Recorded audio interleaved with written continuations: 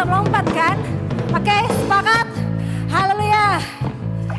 Ini tahun pembebasan, ini tahun pembebasan. Semua tawanan dilepaskan. Yang lumpuh dan yang buta, yang lumpuh dan sama-sama melompat. Lompat dan bersoraklah, sebab ini tahun pembebasan. Ini tahun pembebasan, ini tahun pembebasan. Semua tawanan dilepaskan. Haleluya. Yang lumpuh dan yang buta, lompat dan bersoraklah, sebab ini tahun pembebasan. Puji Tuhan, saudara silahkan duduk. Salam sejahtera bagi kita semua, selamat pagi atau selamat siang. Kasih karunia Tuhan kita rasakan sepanjang minggu, sehingga kalau sampai saat ini kita masih ada, ini sungguh berkat Tuhan. Amin, saudara. Tuhan Yesus memberkati. Tema khotbah pada siang hari ini yaitu ancaman bagi pewaris kerajaan surga. Nah, saudara, dengan tema ini tentu saudara mulai berpikir, rupanya ada satu bahaya, ada satu ancaman, ada satu resiko bagi setiap anak Tuhan sebelum mewarisi kerajaan surga. Nah, ini yang perlu saudara mengerti baik-baik. Karena apa? Ketika saudara mengerti bahwa sebelum kita mewarisi kerajaan surga itu ada banyak ancaman, maka kita akan hidup dengan lebih hati-hati. Amin, saudara. Coba kita akan lihat sebelum saya membahas lebih jauh tema ini. Coba kita lihat ayatnya di dalam Keluaran pasal yang pertama. Keluaran pasal yang pertama, ayat yang ke-15. Bagi saudara yang punya Alkitab, silahkan buka Alkitab saudara. Yang tidak sempat membawa, saudara bisa lihat ke depan. Di dalam Keluaran pasal yang pertama, ayat yang ke-15, Raja Mesir juga memerintahkan kepada bidan-bidan yang menolong perempuan Ibrani. Seorang bernama Sifra dan yang lain bernama Pua. Katanya, ayat yang ke-16, apabila kamu menolong perempuan Ibrani pada waktu bersalin, kamu harus memperhatikan waktu anak itu lahir. Jika anak laki-laki, kamu harus membunuhnya. Tetapi jika anak perempuan, bolehlah ia hidup. Nah, puji Tuhan, sampai di sini. Saudara, ketika Firaun mengizinkan orang Israel tinggal di Mesir, saudaraku, Allah memberkati orang Israel. Dan kita tahu ketika orang Israel tinggal di Mesir, pada waktu itu jumlahnya cuma 70 orang. Barangkali seperti kita ini banyaknya. Cuma 70 orang, saudaraku, sedikit sekali. Tetapi ketika Firaun mengizinkan orang Israel tinggal di Mesir, Alkitab katakan, saudaraku, Tuhan memberkati orang Israel. Sehingga kalau kita melihat ayat yang ke-7, kita perhatikan Keluaran pasal 1 ayat yang ke-7, orang-orang Israel beranak cucu dan tak terbilang jumlahnya. Wow. Dari 70 orang, Alkitab mengatakan orang Israel beranak cucu dan tak terbilang jumlahnya, tidak bisa dihitung. Sehingga kita baca ayat selanjutnya, mereka bertambah banyak dan dengan dahsyat berlipat ganda, sehingga negeri itu dipenuhi mereka. Dari 70 orang, Tuhan memberkati orang Israel sehingga Alkitab katakan negeri negeri Mesir dipenuhi dengan orang Israel. Saudara, bisa bayangkan saudaraku, negeri Mesir dipenuhi orang Israel. Sehingga apa yang terjadi saudaraku? Ini Fir'aun mulai berpikir, wah bahaya ini. Dulu cuma 70 orang. Kita anggap kecil, kita anggap remeh. Tetapi sekarang faktanya Tuhannya orang Israel memberkati. Sehingga negeri Mesir dipenuhi orang Israel. Sehingga apa yang dilakukan oleh Fir'aun? Untuk menghambat perkembangan orang Israel. Akhirnya apa? Orang Israel disuruh kerja paksa. Orang Israel disuruh kerja rodi. Orang Israel dianiaya. Orang Israel ditindas. Tujuannya apa? Agar orang Israel tidak berkembang. Tetapi apa kata firman Tuhan? Kita baca ayat yang ke-12. Tetapi semakin ditindas, makin bertambah banyak dan berkembang mereka. Sehingga orang merasa takut kepada orang Israel. Wow. Semakin ditindas, orang Israel semakin berkembang. Semakin dianiaya, orang Israel semakin berkembang. Kalau Tuhan yang sudah membuka, tidak ada yang bisa menutup. Amin, saudara. Kalau Tuhan yang sudah membuka, tidak ada yang bisa menutup. Begitu juga dengan kehidupan kita. Kalau Tuhan sudah jamah hati saudara. Kalau Tuhan sudah jamah hati orang. Sekalipun orang itu mungkin alami tekanan. Sekalipun orang itu mungkin alami intimidasi. Kalau Tuhan sudah jamah hati orang itu. Kalau Tuhan sudah buka hati orang itu. Orang itu akan tetap setia kepada Tuhan. Amin saudara. Nah ini. Orang Israel semakin ditindas. Semakin berkembang. Dan inilah yang terjadi di Indonesia. Bahkan di berbagai tempat. Saudara lihat, perkembangan pekerjaan Tuhan begitu luar biasa. Perkembangan pekerjaan Tuhan begitu dahsyat. Saudara-saudara kita dari Kedar yang kita anggap tidak mungkin bertobat. Yang kita anggap tidak mungkin percaya Yesus. Justru mereka percaya Yesus. Saudara, puji Tuhan. Begitu juga dengan di luar negeri. Itulah sebabnya saudara baca di Warta Jemaat itu. Di lembaran terakhir saya selalu sampaikan kesaksian-kesaksian. Bagaimananya luar biasanya Tuhan Yesus mulai bekerja dengan dahsyat. Orang-orang yang dianggap tidak mungkin percaya Yesus. Akhirnya percaya Yesus. Perkembangan begitu luar biasa. Haleluya. Tetapi saudaraku, di satu sisi perkembangan itu luar biasa. Sama dengan Mesir tadi.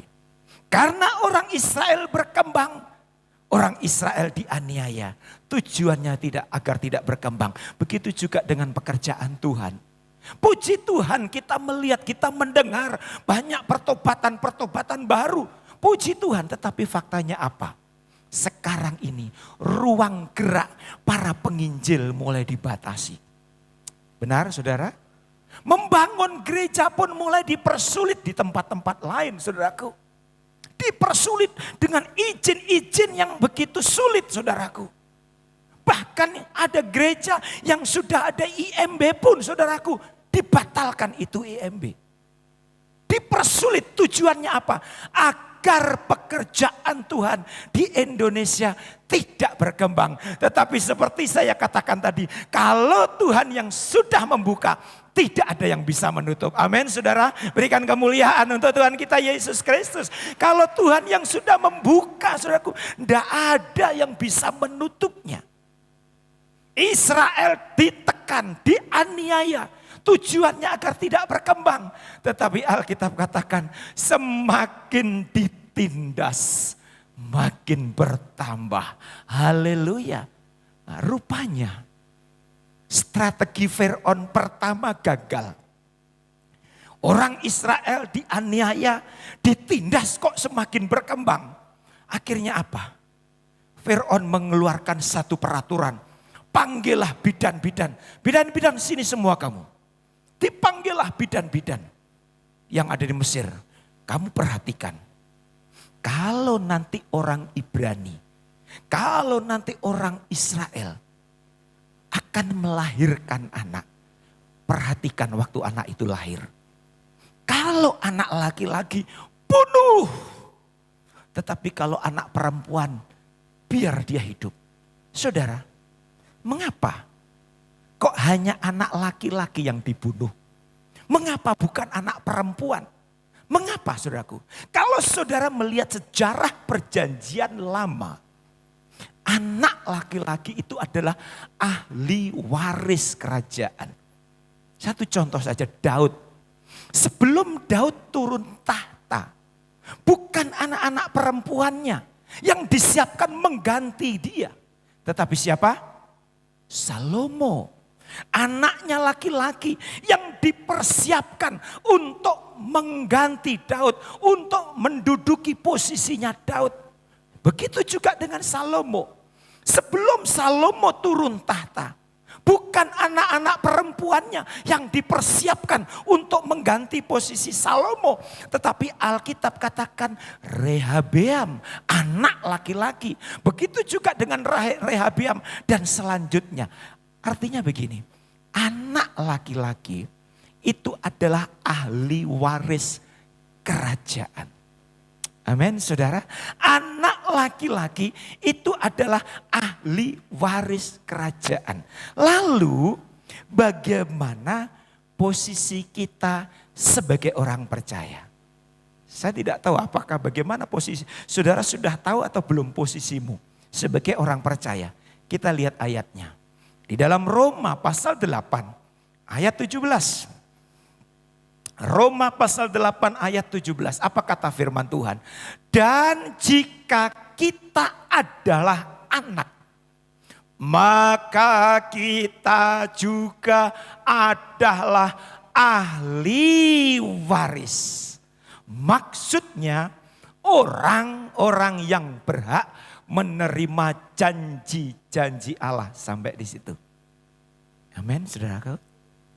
Ketika kita menjadi anak Allah, ketika kita percaya Yesus, posisi kita diangkat, posisi kita dipindah dari gelap kepada terangnya yang ajaib, posisi kita menjadi anak Allah. Wow, siapa yang tidak senang? Bahkan Alkitab katakan kita juga adalah ahli waris kerajaan surga. Amin saudara. Saudara yakin bahwa kita semua ahli waris kerajaan surga? Amin.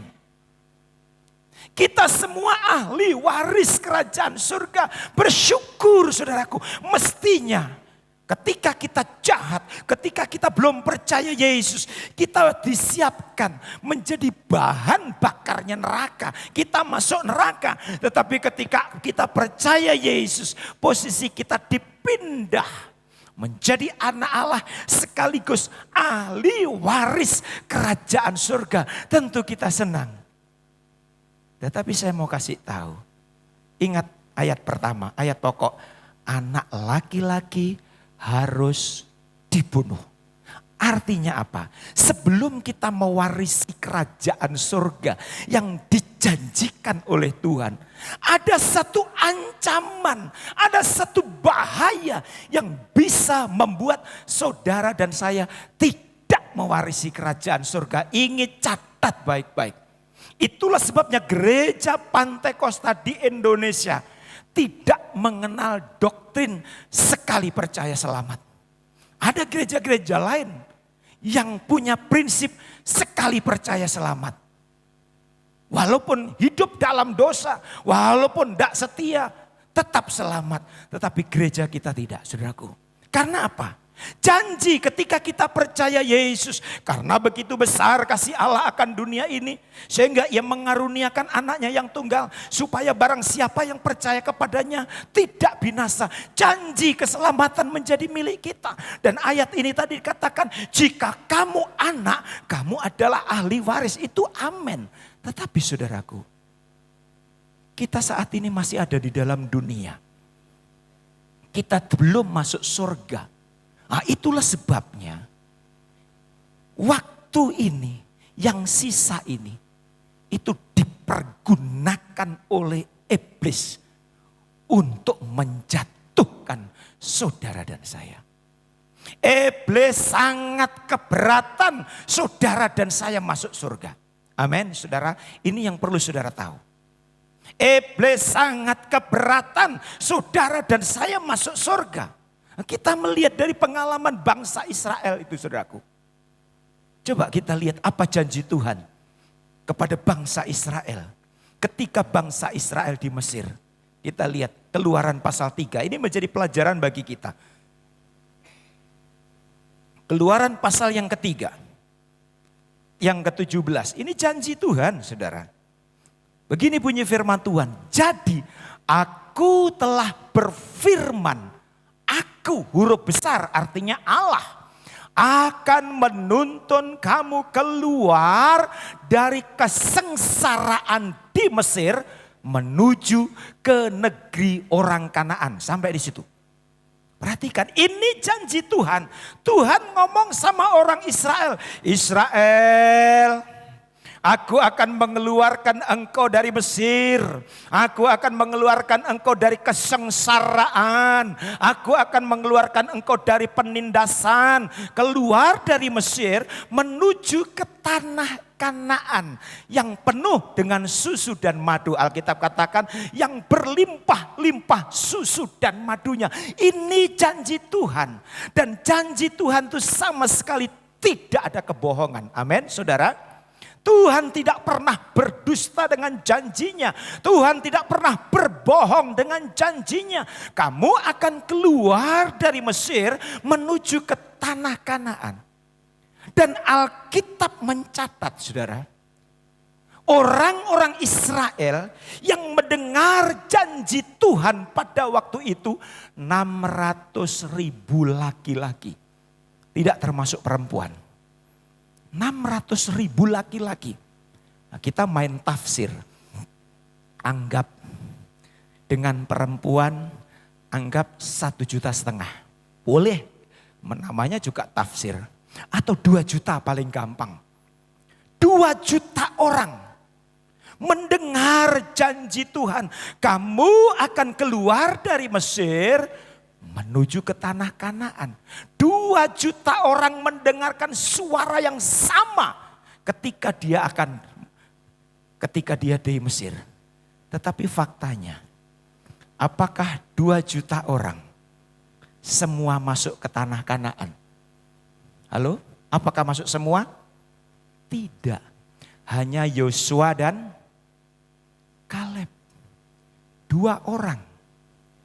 Dan orang-orang yang lahir dalam perjalanan selama 40 tahun yang tidak pernah dengar janji Tuhan. Orang-orang yang lahir dalam perjalanannya ini selama 40 tahun tidak pernah dengar janji Tuhan. Tetapi yang 2 juta orang yang dengar langsung suara Tuhan. Kamu akan keluar dari Mesir. Kamu akan keluar dari penindasan. Menuju ke tanah Kanaan yang berlimpah-limpah susu dan madu. 2 juta orang dengar tetapi hanya 2. Kemana yang 1.998. Ini jadi pelajaran bagi kita. Kemana? Bukankah mereka dengar janji Tuhan? Jawabannya apa? Mereka hanya puas dengan janji Tuhan. Tuhan kan sudah berjanji, aku akan masuk ke tanah Kanaan. Banyak kan orang Kristen begitu. Tuhan kan sudah berjanji, ketika aku percaya Yesus, aku akan masuk surga. Memang janji itu ya dan amin. Tetapi saudaraku, kita belajar dari pengalaman bangsa Israel. Mereka hanya puas dengan janji Tuhan. Mereka hanya senang dengan janji Tuhan. Mereka hanya bangga dengan janji Tuhan. Tetapi kehidupannya selama 40 tahun tidak pernah menyenangkan hati Tuhan. Mereka memberontak kepada Tuhan. Mereka melawan hamba Tuhan. Akhirnya apa? Tuhan bunuh di tengah jalan. Ini jadi pelajaran bagi kita. Mereka semua dapat janji Tuhan. Tetapi karena kehidupannya selama 40 tahun tidak pernah menyenangkan hati Tuhan. Bahkan melukai hati Tuhan. Akhirnya mereka dibunuh oleh Tuhan di padang gurun. Tidak masuk ke tanah Kanaan. Jadi ini pelajaran sekali lagi. Dengan kata lain, sebelum kita mewarisi kerajaan surga, saudaraku. Jadi saya katakan ada ancaman, ada bahaya. Kalau kehidupan kita tidak sesuai dengan firman, saudaraku, maka berat kita akan alami janji Tuhan. Amin, saudara. Amin. Karena Yakobus kalau kita hanya bangga dengan percaya, yang penting aku percaya Yesus. Iblis juga percaya, saudara baca di dalam Yakobus.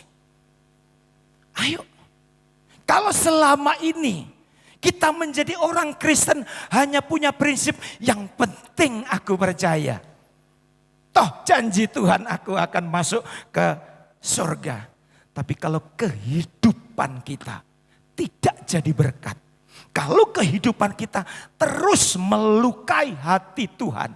Saya tidak bisa bayangkan, saudaraku. Karena apa? Coba kita lihat Matius pasal 7. Matius pasal 7 ayat 21. Bukan setiap orang yang berseru kepadaku, Tuhan, Tuhan, akan masuk ke dalam kerajaan surga. Ini ayat ini tidak perlu banyak ditafsirkan. Melainkan dia yang melakukan kehendak Bapakku. Dia yang akan masuk surga. Artinya begini, ketika kita percaya kepada Yesus, itu baru kita melewati anak tangga yang pertama. Ada anak tangga yang lain. Ada anak tangga yang lain yang harus saudara lewati. Jadi ketika kita percaya Yesus itu baru dasar saudaraku. Kita baru lewat anak tangga yang pertama. Selanjutnya kita harus melakukan kehendak Tuhan. Selanjutnya kita harus berjalan sesuai dengan kehendak Tuhan. Nah, sementara kita berjalan ini saudaraku, ada musuh yang berusaha menjatuhkan saudara dan saya, yaitu iblis. Iblis berusaha menawarkan keindahan-keindahan. Iblis berusaha menawarkan kenikmatan-kenikmatan. Iblis berusaha menawarkan madu, tetapi dikemas padahal di dalamnya racun. Ini yang harus saudara perhatikan. Saat ini Iblis tahu waktunya sudah semakin sempit. Iblis tahu waktunya sudah singkat. Dia akan dimasukkan ke dalam lubang yang tak terhingga dalamnya selama 1000 tahun sebelum di neraka. Itulah sebabnya dia bekerja dengan gencar. Dia bekerja dengan luar biasa. Yang pertama untuk menjatuhkan hamba-hamba Tuhan. Dan yang kedua anak-anak Tuhan. Ayo saudara. Saya mau kasih tahu, kita sudah tidak bisa main-main lagi di hari-hari ini. Amin saudara. Amin. Kita tidak bisa lagi berpura-pura lagi. Ayo tunjukkan kualitasmu, tunjukkan identitasmu sebagai anak Tuhan yang sejati. Ayo, kita sudah tidak bisa main-main lagi. Sekali lagi kita tidak bisa main-main lagi. Tidak semua orang yang berseru Tuhan, Tuhan. Banyak orang yang setiap minggu berseru Tuhan, Tuhan. Tetapi Alkitab katakan tidak semua mereka akan masuk surga. Siapa yang masuk surga? Setelah percaya Yesus, kita melakukan kehendak Bapa. Ada ayat lain yang dikatakan berbahagia adalah mereka yang mendengar, memelihara dan melakukan. Amin. Ayat ini tidak perlu ditafsirkan saudaraku. Kalau engkau ingin bahagia, dengar firman Tuhan, pelihara firman Tuhan dan lakukan firman. Saya yakin itu akan membawa saudara dan saya memperoleh satu kebahagiaan. Nah, sekarang kita akan lihat apa macam ancaman yang bisa membuat anak Tuhan tidak masuk surga. Sebetulnya banyak macam-macam ancaman saudaraku. Tetapi karena dibatasi waktu, saya berikan satu macam ancaman yang bisa membuat kita tidak masuk surga. Apa itu? Kita lihat di sini. Yaitu kita akan diperlihatkan penderitaan. Mata saudara akan melihat bagaimana penderitaan yang dialami oleh anak Tuhan. Mata saudara, iblis akan perlihatkan penderitaan-penderitaan yang dialami oleh hamba Tuhan. Sebetulnya saya siapkan video, saudaraku. Ada beberapa video di mana mereka ini mempertahankan imannya harus dipotong. Mereka mempertahankan imannya harus dicungkil matanya. Saya punya videonya, saudaraku. Tetapi saya tidak sengaja, tidak saya sampaikan, saya takut imun saudara turun. Lihat begitu jadi takut. Saya sendiri juga takut, saudaraku. Wah, saya tidak mau imun saya turun. Makanya tidak saya tayangkan. Mereka rela kepalanya dipenggal. Mereka rela matanya dicungkil karena mempertahankan iman. Ini akan terjadi, saudaraku. Dan Alkitab pun sudah menulis dan sudah terjadi. Jadi salah satu ancaman yang bisa membuat anak Tuhan tidak masuk surga, yaitu kita akan diperlihatkan penderitaan-penderitaan yang dialami oleh anak Tuhan dan juga hamba Tuhan. Kita lihat ayatnya. Haleluya. Matius pasal 26. Saudara lihat Alkitab saudara. Matius pasal 26. Ini salah satu ancaman yang bisa membuat kita tidak masuk surga. Begini bunyi firman Tuhan. Lalu mereka meludahi mukanya dan meninjunya. Orang-orang lain memukul dia dan berkata, cobalah katakan kepada kami, hei Mesias, siapakah yang memukul engkau? Sebelum Yesus disalib, Yesus sudah mengalami banyak penderitaan. Yesus dipukul, Yesus ditinju, Yesus diludahi. Banyak penderitaan yang dialami oleh Yesus. Sementara Yesus alami penderitaan, murid-murid melihat penderitaan yang dialami oleh Yesus. Salah satunya Petrus. Petrus melihat bagaimana penderitaan yang dialami oleh Yesus. Sehingga apa? Ayat selanjutnya. Matius 26, 65, 69. Sementara itu Petrus duduk di luar, di halaman. Maka datanglah seorang hamba perempuan kepadanya, katanya, engkau juga selalu bersama-sama dengan Yesus orang Galilea itu. Ayat 70, tetapi ia menyangkalnya di depan semua orang, katanya, aku tidak tahu apa yang engkau maksud. Saudaraku, Petrus belum dianiaya, Petrus belum ditinju, Petrus belum dipukul, Petrus belum diludahi, Petrus belum dicambuk. Petrus hanya melihat, tuh bagaimana penderitaan Yesus.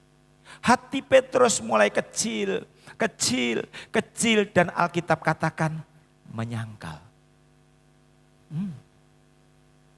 Inilah yang akan dipertontonkan iblis untuk menjatuhkan iman kita, untuk menjatuhkan keyakinan kita. Mungkin kalau seperti sekarang di daerah kita aman-aman, puji Tuhan, saudaraku, tidak ada seperti itu. Tetapi satu saat kita akan melihat bagaimana teman satu gereja mungkin dianiaya karena mempertahankan iman. Hamba Tuhan, saudaraku, dianiaya karena mempertahankan iman. Itulah sebabnya saya mau kasih tahu. Kalau imanmu tidak tertancap kepada batu karang yang teguh, yaitu Yesus, tidak menutup kemungkinan kita akan menyangkal. Amin, saudara. Tidak menutup kemungkinan ketika mata kita melihat penderitaan yang dialami oleh anak-anak hamba Tuhan, tidak menutup kemungkinan kita bisa menyangkal. Dan kalau sudah menyangkal, kemana kita punya tempat? Apakah janji itu tetap berlaku? Tentu saudara ingat peristiwa tahun 98, khususnya di Jakarta.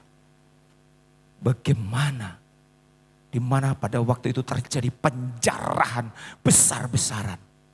terjadi pemerkosaan. Luar biasa. Ada seorang anak Tuhan yang setia seperti saudara. Pagi hari ini dia setia, bahkan terlibat pelayanan. Karena melihat temannya, tokonya dijarah. Karena melihat anaknya, temannya diperkosa. Akhirnya apa? Tokonya ditutup. Lalu ditulis pribumi agama lain. Untuk lolos. Untuk lolos agar tokonya tidak dijarah. Untuk lolos agar anaknya tidak diperkosa. Ditulis pribumi agama lain. Maaf saya tidak sebutkan nama agama. Karena ini di YouTube. Saudara, kita lihat di sini. Mereka belum dianiaya. Tetapi melihat teman satu gereja tokonya dijarah. Melihat teman satu gereja anaknya diperkosa. Akhirnya menyangkal identitasnya sebagai anak Tuhan. Tentu bagi saudara yang tahu-tahu peristiwa tahun 98 itu sungguh ngeri. Bahkan ada hamba Tuhan dia bilang, Pak Pendeta, saya punya drum, dijarah di gereja, dia ambil drum. Dengan senang hati saudaraku, dia angkat itu drum. Bawa pergi. Jadi dia bilang, pendeta ini bilang, nanti kalau di surga ada orang yang angkat-angkat drum berarti itu drum saya. Di neraka nanti kalau ada orang yang angkat-angkat drum berarti itu drum saya. Dia bilang begitu saudara. Ayo, ini akan terjadi saudara. Tadi pagi saya sudah bersaksi dan ini pun juga pernah saya saksikan. Ketika saya baru percaya Yesus saudaraku. Atau pada waktu saya belum percaya Yesus. Saya punya pacar. Kami sama-sama agama lain waktu itu. Kami masih agama lain. Saya belum percaya Yesus. Lalu tanggal 30 Agustus 87 saya menerima Yesus sebagai Tuhan dan Juru Selamat saya. Saya diam-diam saudaraku. Saya tidak ngomong pacar saya kalau saya sudah percaya Yesus. Saya ingin hubungan tetap jalan, tetapi saya tetap percaya Yesus. Tetapi apa yang terjadi? Beberapa waktu kemudian saya dapat surat dari papanya. Mas tolong nanti datang ke rumah jam sekian, tanggal sekian. Saya tidak tahu ada apa ini. Biasanya saya tidak usah dikasih surat, saya mau datang. Toh ini harus pakai surat. Ternyata betul saudaraku. Saya diinterogasi. Saya baru percaya Yesus. Mungkin baru 1 bulan percaya Yesus. Tiba-tiba bapaknya bilang, Mas saya dengar katanya Mas sekarang sudah jadi Kristen. Saya kaget saudaraku. Aduh, saya mau ngomong apa ini? Benar ya Mas, saya dengar sekarang Mas sudah jadi Kristen ya. Saya tidak jawab saudaraku. Karena kondisinya diem saja, akhirnya bapaknya bilang begini, Mas, oke, sekarang pilih.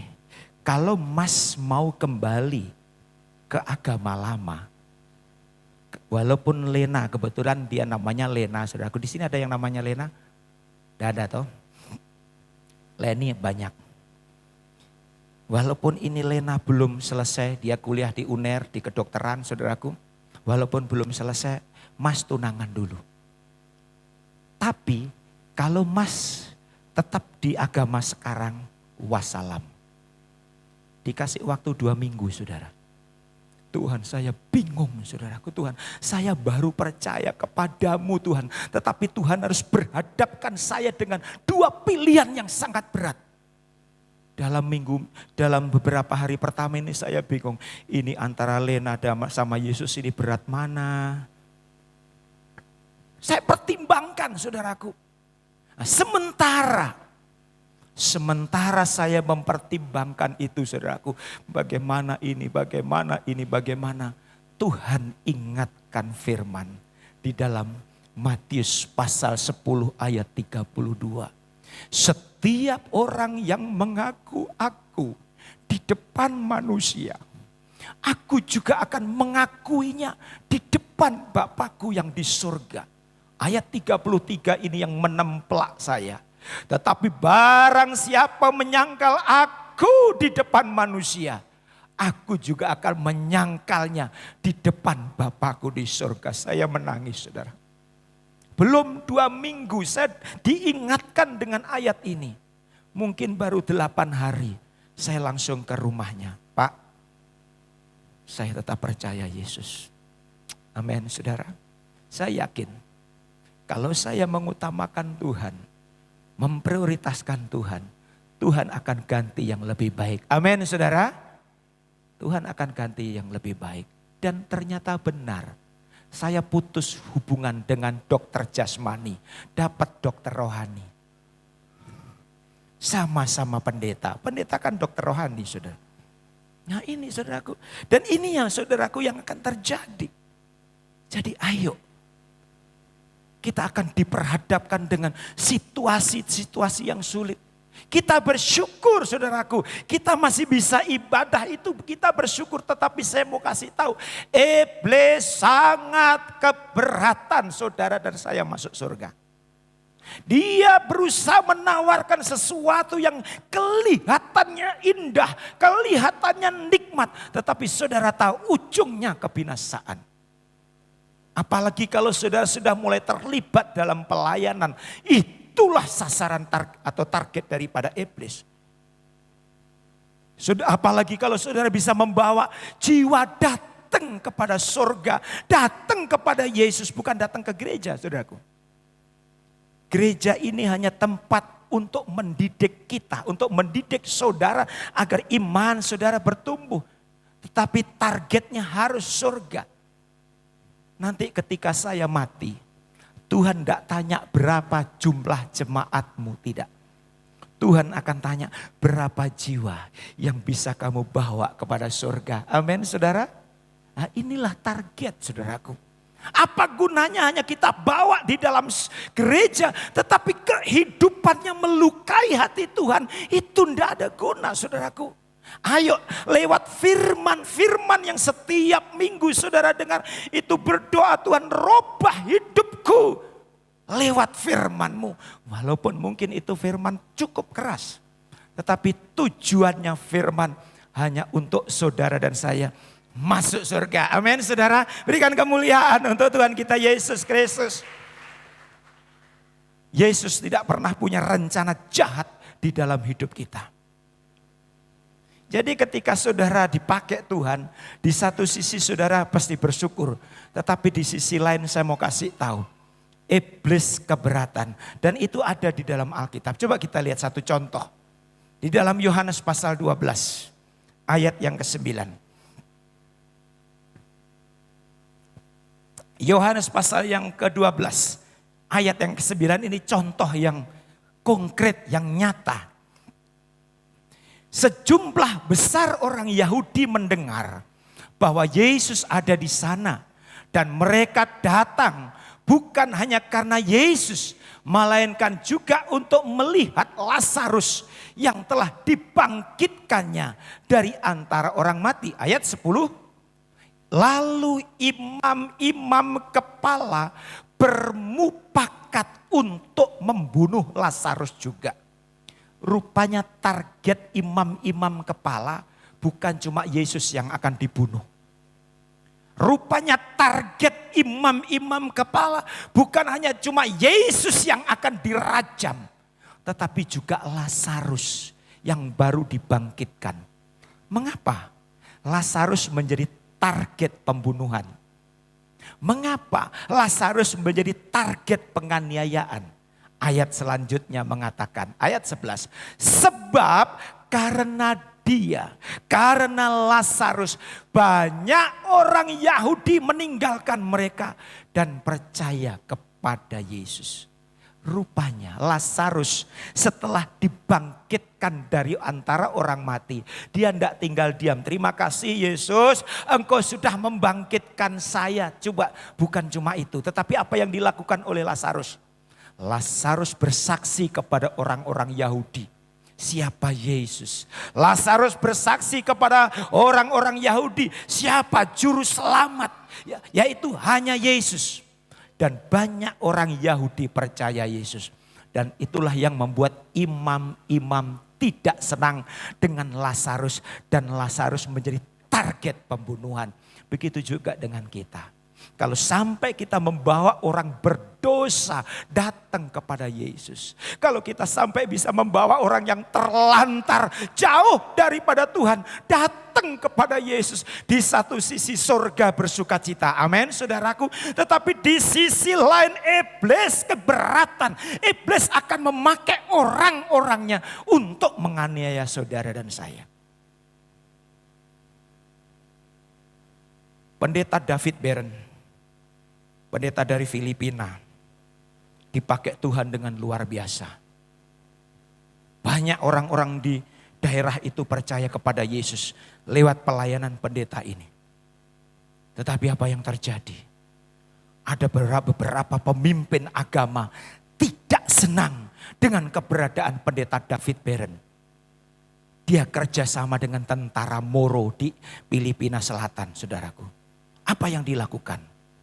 Untuk mengancam pendeta. Akhirnya komandan beserta orang-orangnya pas hari Minggu seperti begini datang ke gereja. Bukan untuk ibadah.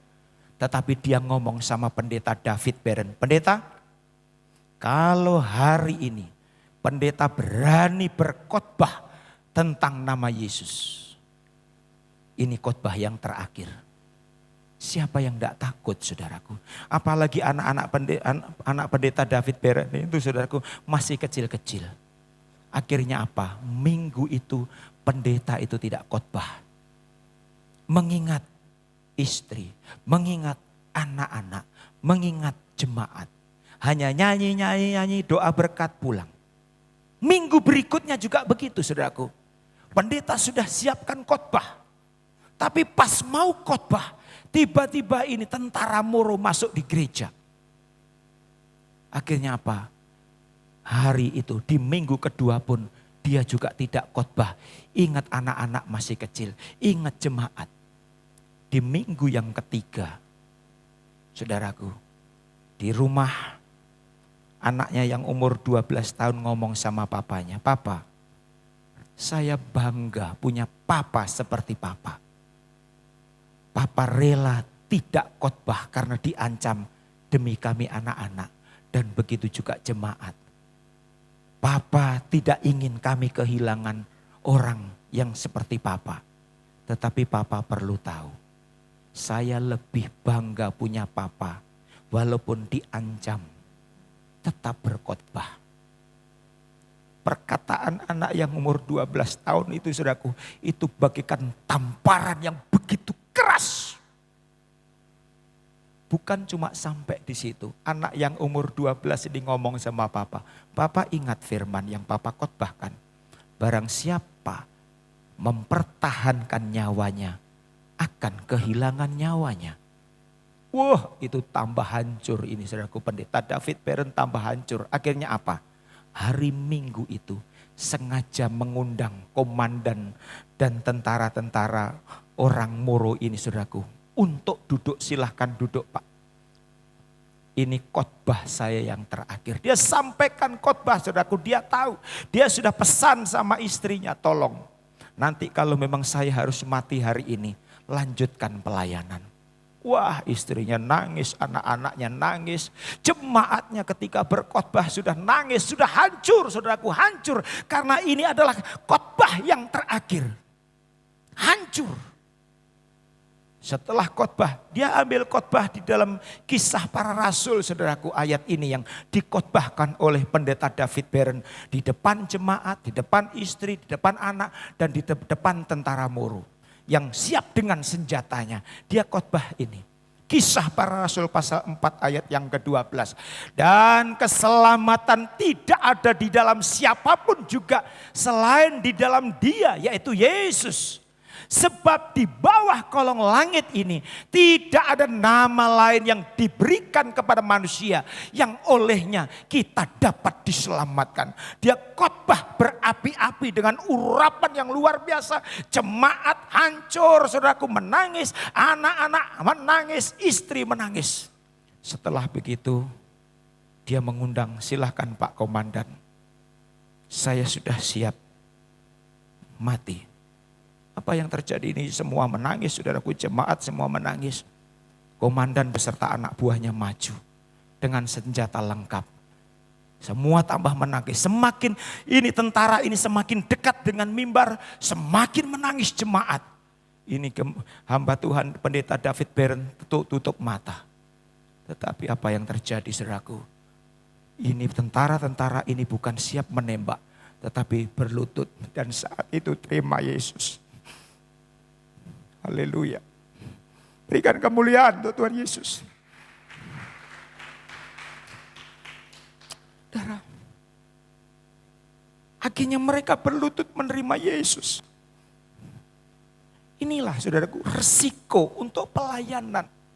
Di satu sisi ketika kita membawa jiwa datang kepada Tuhan, surga bersuka cita. Alkitab katakan satu jiwa bertobat, malaikat di surga bersuka cita. Amin saudaraku. Tetapi iblis keberatan.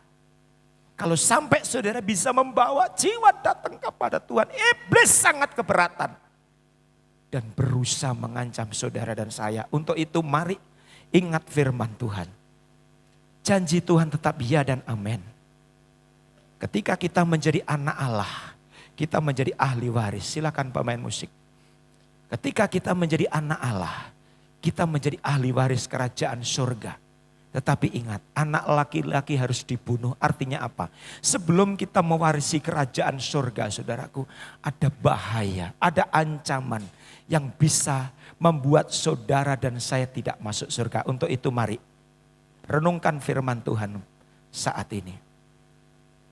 Jangan bangga, saudaraku, yang penting saya sudah terima janji. Lihat kehidupanmu, lihat periksa kehidupanmu. Apakah kehidupanmu tetap sesuai dengan firman Tuhan atau tidak? Mari kita ambil komitmen. Kita mau tetap menjadi anak Tuhan. Kita mau tetap mengiring Tuhan. Apapun yang terjadi dalam hidupku. Amin saudara. Saudara mau ambil komitmen, aku tetap mengiring Tuhan. Walaupun apapun yang terjadi dalam hidupku. Haleluya saudara. Saya mau iring Yesus. Mari jemaat kita bangkit diri. Saya mau. Nyanyikan pujian ini dengan suara keras jemaat. Haleluya. Terima kasih Tuhan Yesus. Sekali lagi, saya mau iring Yesus. Haleluya.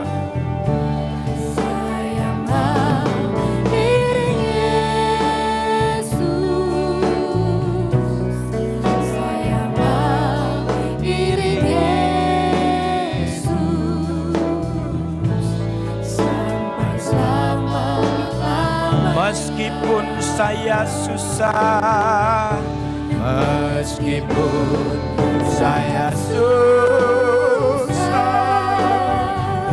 menderita dalam dunia,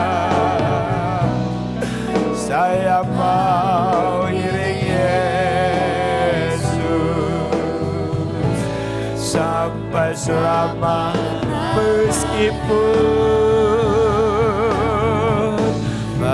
Meskipun saya susah, menderita dalam dunia, saya mau iring Yesus sampai selama. Saudara, tutup mata jasmanimu sebentar.